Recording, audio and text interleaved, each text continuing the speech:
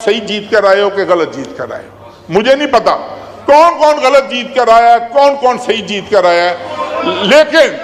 लेकिन और बहुत सारे नाम ऐसे भी हैं जो उधर बैठे हुए हैं जिनको जतवाया गया है, मैं वो भी ले सकता हूँ नाम।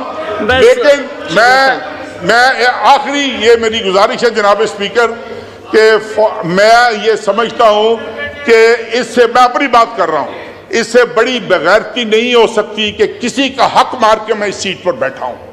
जिसने और यार चुप करो यार,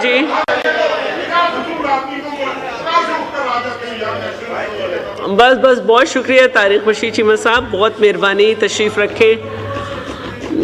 साहब का माइक ऑन कीजिए।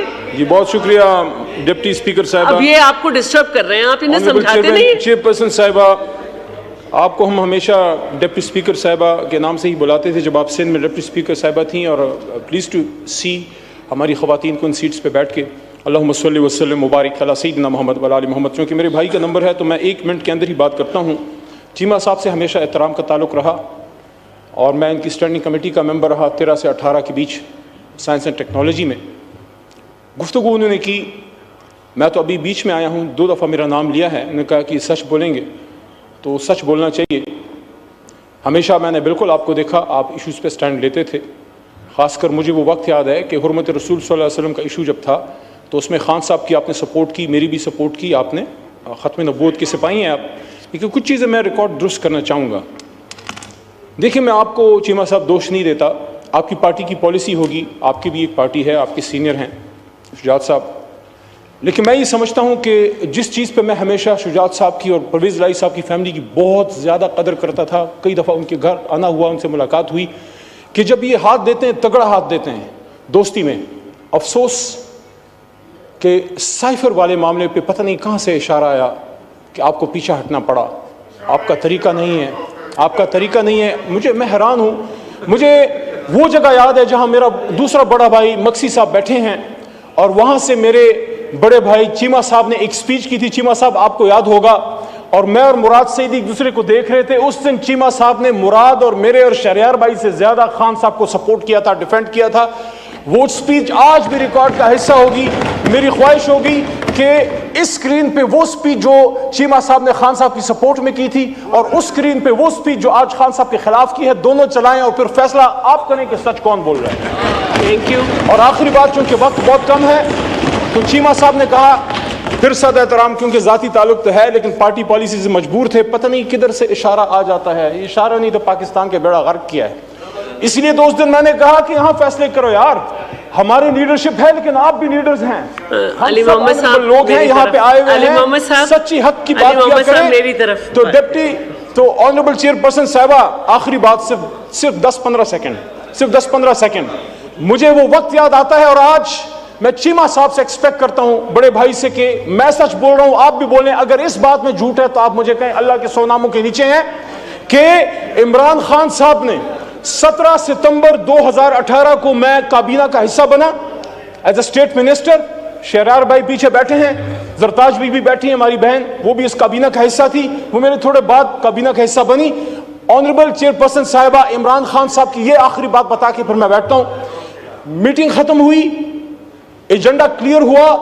खान साहब ने आजम खान साहब से पूछा, जो PS2 प्राइम मिनिस्टर थे, SPM, कि आजम साहब क्या एजेंडा क्लियर हो गया है? उन्होंने कहा जी सारा कुछ क्लियर हो गया है। उन्होंने कहा कि तमाम सरकारी लोग ऐवान से, हाउस से चले जाएं, मैंने अपने वजीरों से कुछ बात करनी है।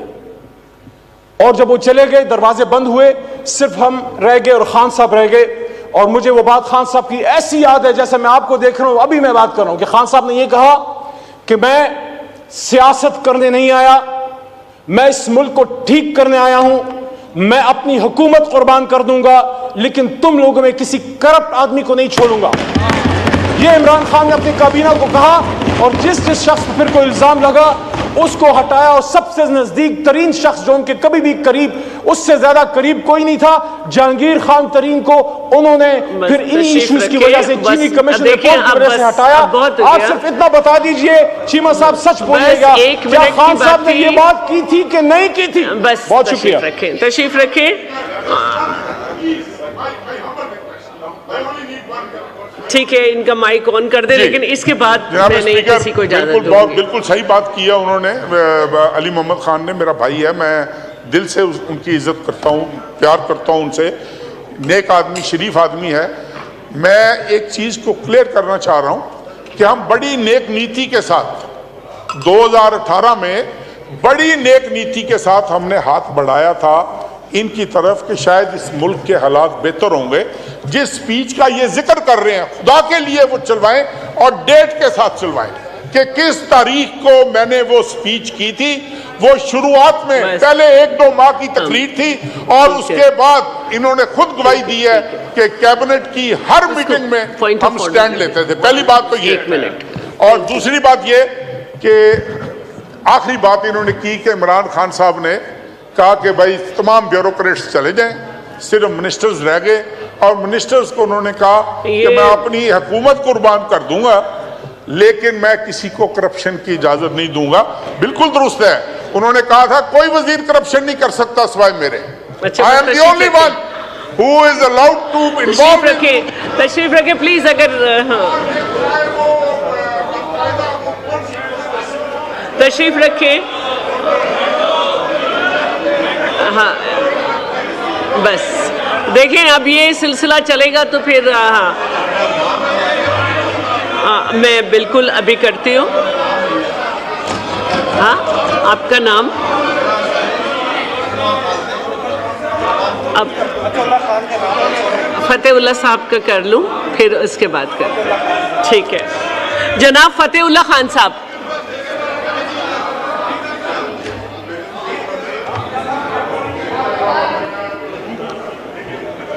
औज़ु बिल्लाहि मिनश शैतानिर रजीम, बिस्मिल्लाहिर रहमानिर रहीम। Order in the house, order in the house.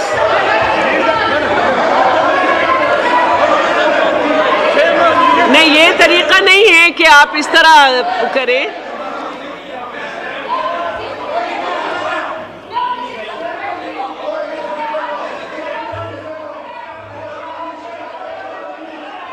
नहीं, प्लीज आप लोग अपनी नशिस्तों पे तशरीफ रखें।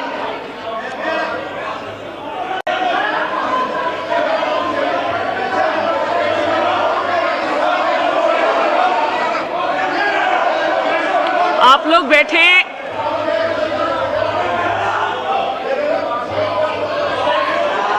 क्या है?